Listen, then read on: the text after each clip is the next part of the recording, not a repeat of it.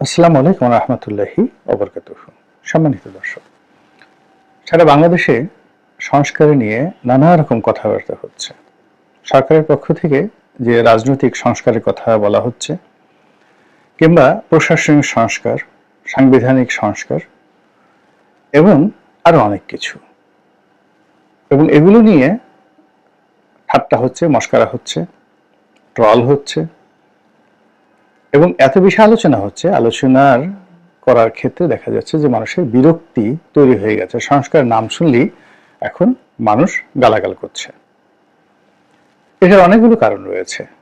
প্রধানতম কারণ হলো যে ডক্টর মোহাম্মদ ইউনূস সরকার যে সফলতা দেখানোর কথা ছিল বা তার নিকট যে সফলতার আশা করেছিলেন আমাদের দেশের সাধারণ জনগণ, সেই সফলতা তো দূরের কথা, ব্যর্থতার এত বড় বড় হিমালয় তৈরি হয়ে গেছে যে এই ভদ্রলোক এবং তার যারা সহযোগী রয়েছেন তাদের দৈনন্দিন যে কর্মকাণ্ড, সেই কর্মকাণ্ডের প্রতি মানুষের বিশ্বাস স্থাপন কঠিন হয়ে যাচ্ছে। এখন যেখানে আপনার প্রতি আমার সাধারণ বিশ্বাস নেই, অর্থাৎ আপনার যে দৈনন্দিন কর্মকাণ্ড, আপনি যা কিছু করছেন সেখানে আপনার খাওয়া দাওয়া, গোসল, ঘুম, পায়খানা, প্রস্রাব থেকে শুরু করে অন্য যে সকল সামাজিক রাজনৈতিক কর্মকাণ্ড রয়েছে, দৈনন্দিন ডে টু ডে ওয়ার্ক, আমার যদি বিশ্বাস হয় যে এই লোকটি এই কাজগুলো ঠিকমতো করতে পারছে না, তার সমস্যা হচ্ছে, এই লোকের কোষ্ঠকাঠিন্য আছে, এই লোকের পেট খারাপ আছে, এই লোকের সর্দি আছে, তারপর এই লোক ভালো করে রান্না করতে পারে না, এই লোক ঠিকমতো খাবার দিতে পারে না, এই লোক ঠিকমতো অফিস যেতে পারে না, ঠিকমতো কলম দিয়ে সিগনেচার করতে পারে না, যা বলি তা শুনে না, আকাশের দিকে তাকিয়ে থাকে, আবার যা শুনে তা বোঝে না, যা বোঝে তা করে না, যা করে তা ঠিকমতো আউটপুট দিতে পারে না। তো এরকম যদি আপনার কারোর প্রতি বিশ্বাস শুরু হয় বা আপনি প্রমাণ পান যে এই লোকটি এরকমই, আর সে আপনাকে বড় স্বপ্ন দেখালো যে তোমাকে একটা জান্নাত দিয়ে দেবো, তারপরে তোমাকে এরকম একটা, যাকে বলা হয়, জায়গাতে আমি নিয়ে যাব, সেই নিয়ে যাব যেটা একেবারে পরিস্থান বা জিনের দেশ হবে, যেখানে তুমি যা চাইবে তাই পাবে। তো আপনি তাকিয়ে দেখলেন যে লোকটার একটি সাইকেল আছে, সাইকেলের টায়ার আছে তো পাম্প নেই, পাম্প আছে তো চেন জং ধরা, ইত্যাদি অনেক কিছু। আপনি কোনো অবস্থাতেই এই কথায় বিশ্বাস করবেন না। তো আমি এটা রুফু করতে বললাম এই কথাগুলো, কিন্তু বাস্তবতা হলো যে ডক্টর মোহাম্মদ ইউনূস এবং তার যারা সহযোগী রয়েছেন তাদের কতগুলো দৈনন্দিন কর্মকাণ্ড রয়েছে। সেই কর্মকাণ্ডের মধ্যে প্রধানতম কর্মকাণ্ড হলো যে দেশের আইন শৃঙ্খলা ঠিক করা, তারপর জনগণের বিশ্বাস এবং আস্থা অর্জন করা এবং জনগণকে আশ্বস্ত করা যে তারা নিরাপদে আছে, সুখে আছে, শান্তিতে আছে। এবং সর্বোপরি আরেকটি বিষয় খুবই গুরুত্বপূর্ণ, যে পতিত স্বৈরাচার বলে যাকে গালি দেওয়া হচ্ছে, শেখ হাসিনা অর্থাৎ আওয়ামী লীগ সরকার, তাদের তুলনায় বর্তমান যারা আছেন তারা অনেক অনেক গুণে ভালো করছেন। তো সেই ভালো করার কোনো ধারের কাছে আমরা যেতে পারছি না, সবগুলো ক্ষেত্রেই শুধু হতাশা হতাশা হতাশা। আর এর ফলে কি হচ্ছে, হতাশা থেকে মানুষের ভয় তৈরি হচ্ছে, কি হবে আগামীতে, ব্যবসা বাণিজ্যের কি হবে, চাকরি বাকরি কি হবে, বদলি তদবিরের কি হবে, কন্ট্রাক্টরের কি হবে, দেশের অবস্থা কি হবে, মন্ত্রী এমপি আদৌ হওয়া হবে তো, কোন দল ক্ষমতায় আসবে, আদৌ নির্বাচন হবে কিনা, এই সকল নানা রকম সমস্যা, ঝুঁকি, ঝামেলা একেবারে বাংলাদেশের মানুষের মাথার উপর বিরাট বোঝা হয়ে দেখা দিয়েছে। তো এই সকল যে কথাবার্তা, তার সঙ্গে যদি আপনি সংস্কার শব্দটি আবার জুড়ে দেন, সঙ্গতির কারণে যে কোনো মানুষ এটার উপর আস্থা রাখতে পারে না। কিন্তু তারপরেও সংস্কার যে হচ্ছে না তা নয়, সংস্কার হচ্ছে, সংস্কার হতে হবে, এবং যে যার মতো করে সংস্কার করার চেষ্টা করছে। যেমন দেখলাম জামায়াত ইসলামী অনেক বিষয় সংস্কার করেছে, তারা আধুনিক রাজনীতি করার চেষ্টা করেছে, আবার তাদেরকে অনুসরণ করে, অনুকরণ করে বিএনপি অনেক কাজ করেছে বা শুরু করেছে। যেমন জামাত সারা বাংলাদেশে ছুটোছুটি করছে, সম্মেলন করছে, ওয়াজ মাহফিল করছে, তারপরে তাদের ওয়াজ মাহফিলের আগে তারা বিভিন্ন রকম আনুষ্ঠানিকতা করছে এবং মানুষের সাথে একটা সম্পর্ক স্থাপন করার চেষ্টা করছে, হাদিয়া আদায় করছে। যেমন ধরুন, এক জায়গাতে বলে একটা ওয়াজ হচ্ছে, এখন সবাই গেল, বিনামূল্যের জিনিসের কোনো দাম থাকে না, এজন্য তারা কি করে, সেই চাদর পেতে দেয়, বালতি পাতে, বাক্স পাতে, মানুষের দ্বারে দ্বারে যায়, স্লিপ দেয় এবং ওয়াজের জন্য তারা হাদিয়া গ্রহণ করে। এটার দুটো সুবিধা। প্রথম সুবিধা হলো যে অর্থনৈতিক চাপটা কেন্দ্রীয় জামাতের উপর পড়ে না, স্থানীয়ভাবে সেটা সংগ্রহ করা হয়। আর দ্বিতীয় যে ঘটনাটি ঘটে, যারা টাকা দেয় তারা ওই টাকার মায়ায় হলেও ওয়াজ শুনতে আসে এবং তাদের একটা মমত্ববোধ কাজ করে এই সংগঠনটির প্রতি। তো এই কাজটি আবার বিএনপি শুরু করেছে। এখন বিএনপি হয়তো ওইভাবে হাদিয়া তুলতে পারছে না, তারাও বিভিন্ন অনুষ্ঠান যখন হচ্ছে যেখানে তারা যে টুকটাক পাবলিকের কাছে টাকা পয়সা নিচ্ছে না, এটাও কিন্তু বলা যাচ্ছে না। নেতা যাবেন, তো সেই নেতার অনুষ্ঠান উপলক্ষে কর্মীরা মানুষের কাছ থেকে বা দলীয় লোকজনের কাছ থেকে তারা চাঁদা সংগ্রহ করছেন। এর বাইরে যে সকল চাঁদাবাজ সন্ত্রাস, আমি ওগুলোর কথা কিন্তু বলছি না, ওগুলো বিএনপির যারা খারাপ লোক তারা কাজ করছে, কিন্তু বিএনপির যারা ভালো লোক, যেমন ধরুন ঢাকা থেকে মির্জা ফখরুল সাহেব একটা জায়গাতে যাবেন, একটা বড় সভা মঞ্চ হবে, একটা অনুষ্ঠান হবে, 20-25 হাজার লোক আসবে, এটা যে ব্যয়, সে ব্যয়ের একটা অংশ জনগণের কাছ থেকে কিন্তু বিএনপি এই জামাতের স্টাইলে তোলার চেষ্টা করছে এবং এটা নিয়ে বাহাস হচ্ছে। তো জামাত যখন এটাকে চাঁদাবাজি বলার চেষ্টা করছে ঢালাওভাবে, তখন মির্জা আব্বাসের মতো মানুষ বলার চেষ্টা করছেন যে আপনারা যখন কালেকশন করেন তখন সেটা হয়ে যায় হাদিয়া, আর আমরা যখন কালেকশন করি তখন এটাকে চাঁদাবাজি। এখন মির্জা আব্বাস চাঁদাবাজি বলতে ওই যে চাঁদাবাজি, যেটা টেম্পো স্ট্যান্ডের চাঁদাবাজি কিংবা অস্ত্র ঠেকিয়ে চাঁদাবাজি, জোর জবরদস্তি করে চাঁদাবাজি, ওটার কথা বোঝাননি। উনি রাজনৈতিক চাঁদাবাজির কথা বলার চেষ্টা করেছেন, গেল এক। 2 নম্বর হলো যে রাজনৈতিক দলগুলো তাদের অভ্যন্তরীণ অবকাঠামো, যেমন শিবির একটা সম্মেলন করেছে, তারপরে সেই সম্মেলনে তাদের নতুন নেতা নির্বাচন করেছে, ছাত্রদলও করতে যাচ্ছে, বিএনপিও করতে যাচ্ছে। তো এই যে যা কিছু হচ্ছে বাংলাদেশে, রাজনৈতিক দলগুলোর মধ্যে ভিতরে সংস্কার এবং এই সংস্কার নিয়ে পরস্পরের সাথে প্রতিযোগিতা হচ্ছে। আওয়ামী লীগও কিন্তু এখানে বসে নেই।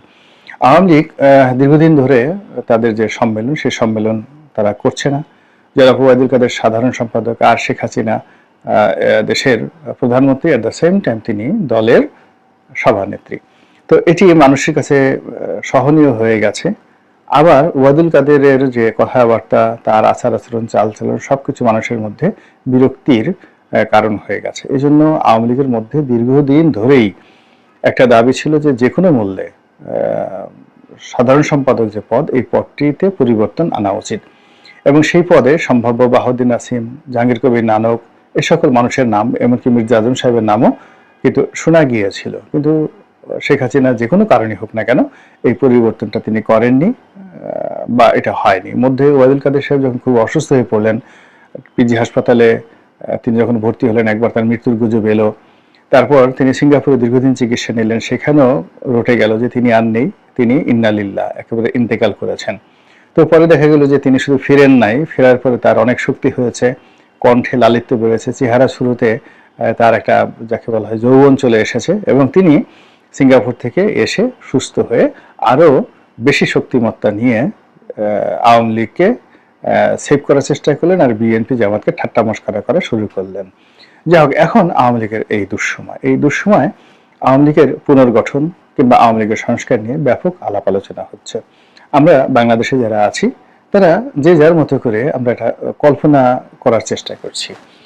সেই কল্পনার সঙ্গে দলের কোনো রকম হাইকমান্ডের, এখন যাদের হাতে দলের কমান্ড রয়েছে, তাদের কোনো গ্রিন সিগন্যাল নেই এবং যাদের সম্পর্কে আলোচনা করা হচ্ছে তারা কেউ দলের গুড বুকে আছেন আমার এটা জানা নেই। যেমন ধরুন আব্দুল হামিদ সাহেবের কথা বলা হচ্ছে আর সেলিনা হায়াত আইভির কথা বলা হচ্ছে। অর্থাৎ প্রথমে যে গুজবটি এলো, সেই গুজবের কেন্দ্রবিন্দু নেতা ছিলেন আব্দুল হামিদ, অর্থাৎ সাবেক রাষ্ট্রপতি আব্দুল হামিদ। তিনি হবেন সভাপতি, অনেকটা জিল্লুর রহমান সাহেবের মতো, আর সেলিনা হায়াত আইভি হবেন সেক্রেটারি, অনেকটা সৈয়দ আশরাফ সাহেবের মতো সেই জমানাতে। উভয় ভারপ্রাপ্ত হবেন এবং তারা দলের কর্মকাণ্ড চালাবেন। কিন্তু বাস্তবতা হলো যে এটি আমরা আমাদের মনের মতো করে বলেছি। আব্দুল হামিদ সাহেব জনপ্রিয় ব্যক্তিত্ব, সেলিনা হায়াত আইভি জনপ্রিয় ব্যক্তিত্ব, দেশব্যাপী তাদের জনপ্রিয়তা রয়েছে, কিন্তু দলের ইন্টারনাল যে ম্যানেজমেন্ট রয়েছে, সেই ম্যানেজমেন্টে এই দুজনের যে সাংগঠনিক ক্ষমতা, গ্রহণযোগ্যতা, এটি এই দলের সভাপতি বা সেক্রেটারি হওয়ার পর্যায়ে নেই। এবং এই দুজন ব্যক্তি যদি চাইতেন ওই প্রথম সময়টাতে তারা পারতেন। এর কারণ হলো অনেক দুঃসময়ের মধ্যেও এই মানুষগুলো কিন্তু আওয়ামী লীগের পক্ষে কথা বলেছেন এবং তারা এখনো পর্যন্ত বাংলাদেশে সগৌরবে রয়েছেন, কিন্তু আওয়ামী লীগের কেন্দ্রীয় কমান্ড চায়নি তাদেরকে ব্যবহার করার জন্য। অথচ আওয়ামী লীগ যখন ভীষণ রকম দুরবস্থার মধ্যে পড়েছিলেন 60-এর দশকে, তখন আমিনা রহমান একজন ভদ্রমহিলা এসেছিলেন এগিয়ে। আওয়ামী লীগ যখন 75-এর পরে খুব খারাপ অবস্থায় পড়েছিলেন, তখন মিজানুর রহমান চৌধুরী যদি না হতেন সেই জাতীয় পার্টির প্রধানমন্ত্রী হয়েছিলেন, তিনি বেসিক্যালি আওয়ামী লীগের বাই প্রোডাক্ট। তিনি না হলে আওয়ামী লীগের অস্তিত্ব থাকতো না। তার সঙ্গে জহুরা তাজউদ্দিন যদি না থাকতেন, তার সঙ্গে আব্দুল মালিক উকিল যদি না থাকতেন, সবাই মিলে এই আওয়ামী লীগকে কিন্তু রিভাইভ করিয়েছে। আর যারা পালানোর তারা কিন্তু ঠিকই পালিয়ে গেছে। তো এখন বাংলাদেশে যারা আছে তাদের মধ্যে এই প্রথম যাদেরকে নিয়ে গুজব হয়েছে, সেই গুজবের যারা লোকজন রয়েছে তাদেরকে নিয়ে কথাবার্তা হয়েছে, কিন্তু দলীয় সেন্ট্রাল কমান্ড তাদের সাথে যোগাযোগ করেছেন বা তারা শেখ হাসিনার সঙ্গে যোগাযোগ করেছেন এরকম কোনো তথ্য আমরা কেউ জানি না বা এটা হয়নি। দ্বিতীয় যে বক্তব্য এসেছে জনাব সাবের হোসেন চৌধুরীকে নিয়ে, সাবের হোসেন চৌধুরীকে নিয়ে আলোচনা হয়েছে। তিনি যোগ্য ব্যক্তি, গ্রহণযোগ্য ব্যক্তি, তার পলিটিক্যাল আইডেন্টিটি সম্পর্কে নতুন করে কোনো কিছু বলার দরকার নেই, কিন্তু বাস্তবতা হলো তার সঙ্গে শেখ রেহানার একটা ব্যক্তিগত ভালো সম্পর্ক রয়েছে, কিন্তু শেখ হাসিনার সঙ্গে তার সম্পর্কটা এখন দাকুমড়ায় পরিণত হয়েছে 111-এর সময়। 111-এর সময় ভারতের 1 নম্বর পছন্দের ব্যক্তি ছিল সাবের হোসেন চৌধুরী এবং তিনি ডিফ্যাক্টো প্রধানমন্ত্রী হিসেবে কাজ করে যাচ্ছিলেন। অর্থাৎ 1/11 যদি সফল হতো এবং ভারতের মাস্টার প্ল্যান অনুযায়ী যদি প্রজেক্ট হতো, তাহলে সাবের হোসেন চৌধুরী শেখ হাসিনার জায়গায় থাকতেন। এটি শেখ হাসিনা জেনে গেছেন এবং জনাব সাবের হোসেন চৌধুরীর সঙ্গে ভারতের যে বৈঠক কিংবা ডিজিএফআইয়ের যে বৈঠকগুলো তার সকল ব্লু প্রিন্ট শেখ হাসিনাকে সরবরাহ করা হয়েছে। তো কাজেই তার সকল যোগ্যতা থাকা সত্ত্বেও সাবের হোসেন চৌধুরীকে শেখ হাসিনা কখনোই ফ্লোর দেননি। সবার শেষে তিনি একটা মন্ত্রিত্ব দিয়েছিলেন নামকা অবস্থা, এটা মূলত তার উপযুক্ত নয়। তো সেই সাবের হোসেন চৌধুরীকে দিয়েই কিন্তু আমাদের অনেক ভালো কিছু হতে পারতো। যেমন ঢাকাকে 2 ভাগ করা হলো, এর কারণ হলো মির্জা আব্বাসের জনপ্রিয়তা, বিএনপির জনপ্রিয়তা ওই মুহূর্তে মোকাবেলা করার মতো শক্তি একমাত্র সাবের হোসেন চৌধুরীর ছিল। আওয়ামী লীগ অন্য কোনো নেতা ঢাকার মেয়র হওয়ার মানে অবিভক্ত ঢাকার মেয়র হওয়ার মতো ইমেজ সম্পন্ন ছিল না, কিন্তু সাবের হোসেন চৌধুরীকে যেহেতু শেখ হাসিনা বানাবেন না, তাই তিনি ঢাকাকে পুরো 2 ভাগে বিভক্ত করলেন। 1 2 নম্বর হলো যে ওই নির্বাচনটিকে ম্যানিপুলেট করার জন্য শেখ হাসিনা যে চক্রান্ত করেছিলেন বা চেষ্টা করেছিলেন ওটাও দরকার ছিল না। সাবের হোসেন চৌধুরী প্রার্থী হলে তিনি যদি পরাজিত হতেন তবুও সেটা একটা ইমেজ তৈরি করতো, কিন্তু সেটা তিনি করেননি বা করতে পারেননি। কাজেই সাবের হোসেন চৌধুরীকে নিয়ে আমরা কথা বলছি, কিন্তু বাস্তবতা হলো শেখ হাসিনা তাকে পছন্দ করেন। আরেকজন লোক নিয়ে আমি বলেছিলাম, অন্য কেউ বলছে কিনা জানি না, সেটা হলো হামিম গ্রুপের একে আজাদ সাহেব।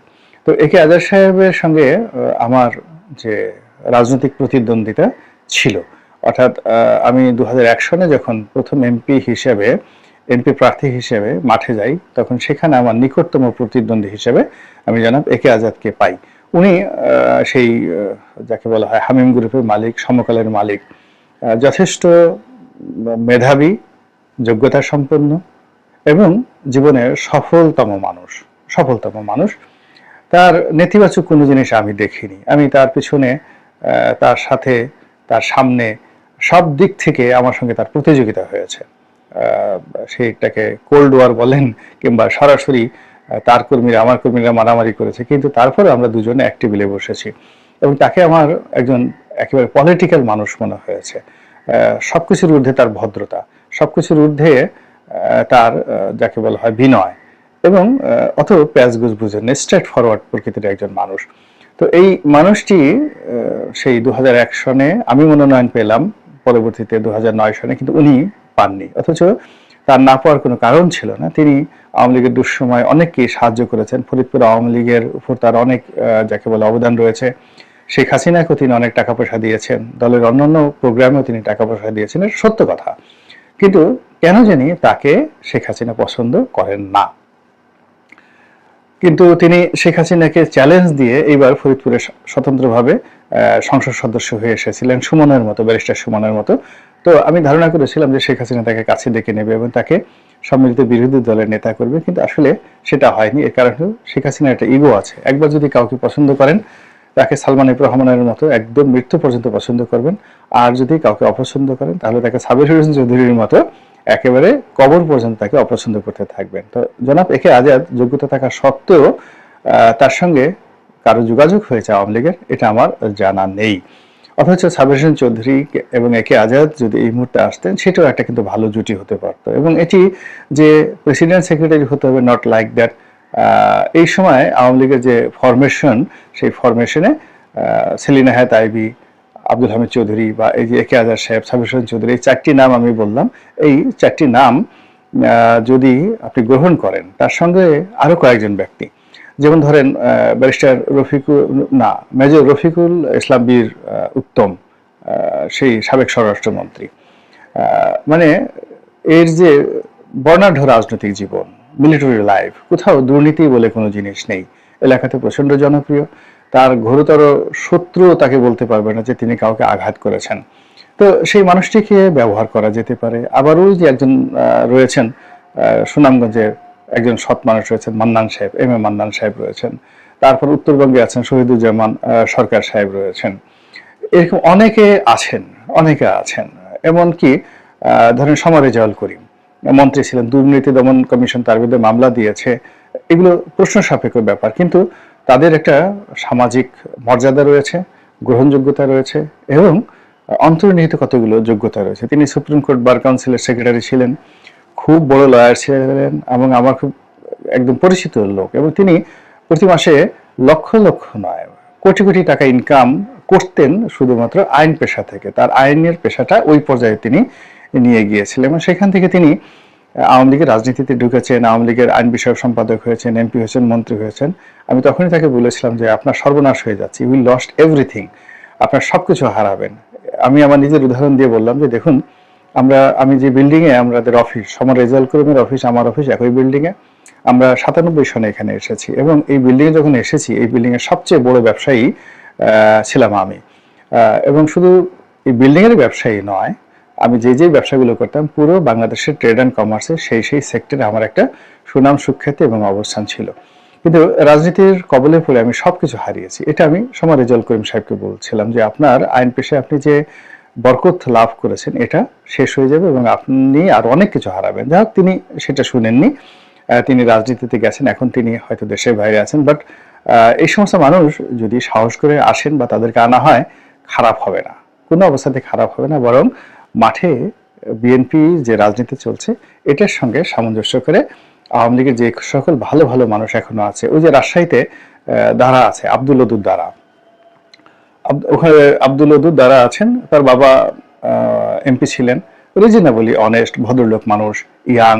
রাজশাহীতে সবার বদনাম আছে, কিন্তু এই ভদ্রলোক সম্পর্কে ওরকম কোনো বদনাম আমি শুনিনি এবং শেখ হাসিনা একেবারে সর্বশেষ তাকে কিন্তু প্রতিমন্ত্রী হিসেবে বা উপমন্ত্রী হিসেবে তিনি নিয়োগ লাভ করেছেন।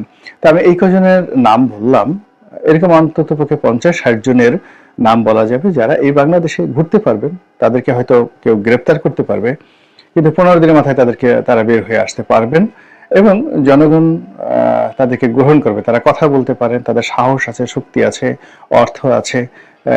এরকম ঢাকা শহর, জেলা শহর সব জায়গাতেই জনপ্রিয় আওয়ামী লীগের লোকজন আছে। তো এই আওয়ামী লীগের লোকজনদেরকে দিয়ে একটা রিফর্ম করার চেষ্টা হচ্ছে, আলাপ আলোচনা হচ্ছে, কিন্তু সমস্যা হয়ে গেছে, শেখ হাসিনার বিকল্প কেউ হতে চাচ্ছে না।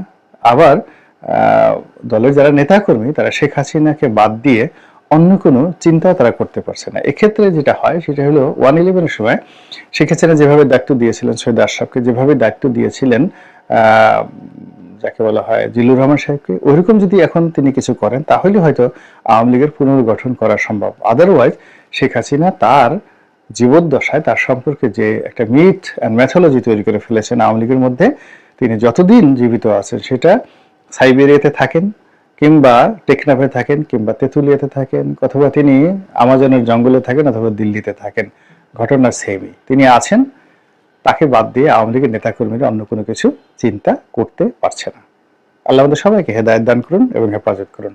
আসসালামু আলাইকুম ওয়া রাহমাতুল্লাহি ওয়া বারাকাতুহু।